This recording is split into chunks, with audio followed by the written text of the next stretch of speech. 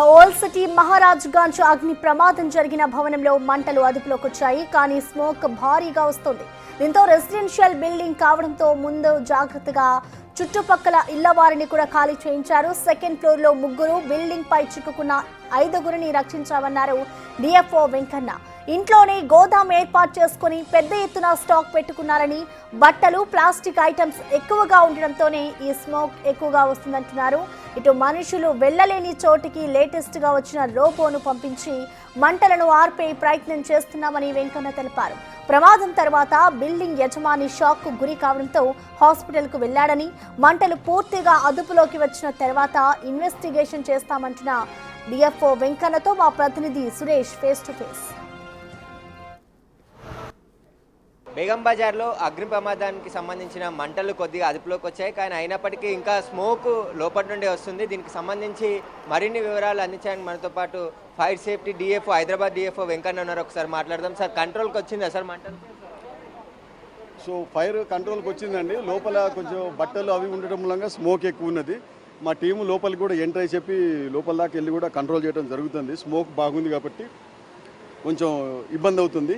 So మొత్తానికైతే ఈ building ground plus 3 ఫ్లోర్లు ఉంది. పైన 3 ఫ్లోర్లలో కూడా మంటలు ఉండడం మూలంగా సెకండ్ ఫ్లోర్లో ఒక ఫ్యామిలీ ఉండి వాళ్ళు రక్షించండి అని చెప్పి అర్పులు చేస్తుంటే కానీ మా ల్యాడర్ యూజ్ చేసి వాళ్ళ 3గురిని కాపాడడం జరిగింది. పైన కూడా ఒక 5గురు చిక్కకపోవడం జరిగింది.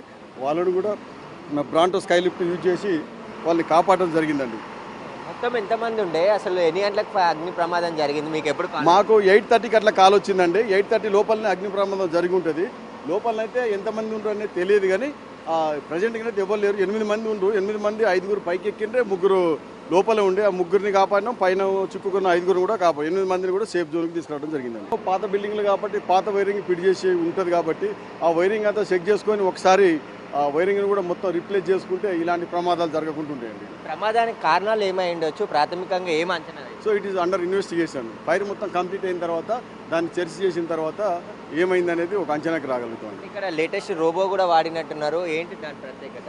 రోబో ఏంటంటే ఇప్పుడు స్మోక్ ఉన్న కానీ బాగా హీట్ దగ్గర కూడా మన ఫైర్ ఫైటర్ పోలేడు ఫిజికల్ కాబట్టి దాన్ని యూజ్ చేసుకొని కూడా ఆపరేట్ చేయడం జరుగుతుంది. లేటెస్ట్గా కొన్నారు అది. ఇప్పుడు ఆల్రెడీ మన దగ్గర లేటెస్ట్ ఎక్విప్మెంట్ చాలా ఫైర్ డిపార్ట్మెంట్కి సంబంధించి వచ్చింది. ఇప్పుడు ఇక్కడ ఎలాంటి ఎక్విప్మెంట్ ఉపయోగించారు? సో ఇక్కడ మీరు చూస్తూనే ఉన్నారు. ల్యాడర్ యూజ్ చేసినాం, తర్వాత బ్రాండ్ స్కై లిఫ్ట్ యూజ్ చేసినాం, తర్వాత రోబోట్ యూజ్ చేసినాం, ఫోము, వాటర్, ఇవన్నీ రకరకాల ఏ సిచ్యువేషన్ డిమాండ్ని బట్టి ఏ వస్తువు ఏ ఎక్విప్మెంట్ అవసరం ఉంటుందో వాటన్నిటిని కూడా యూజ్ చేస్తాం. ఒకవేళ ఫైర్ సేఫ్టీకి లేని నామ్స్ లేని వ్యాపారానికి సంబంధించిన గోదాములపై ఎలాంటి చర్యలు ఉంటాయి? సో అవి డిఫరెంట్ ఇప్పుడు ఐటీని బట్టి ఏరియాని బట్టి హైడ్రాకు లోకల్ ఫైర్ డిపార్ట్మెంట్కు నామ్స్ ఉంటా ఉంటాయి. అవన్నీ ఫైర్ ఫైటింగ్ ఆపరేషన్ చేసిన తర్వాత డిస్కస్ చేస్తాం.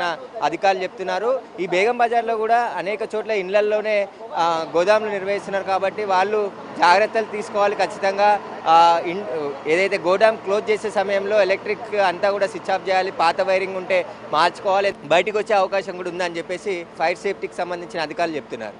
కెమెరామ్యాన్ వేణుతో సురేష్, బిగ్ టీవీ, హైదరాబాద్.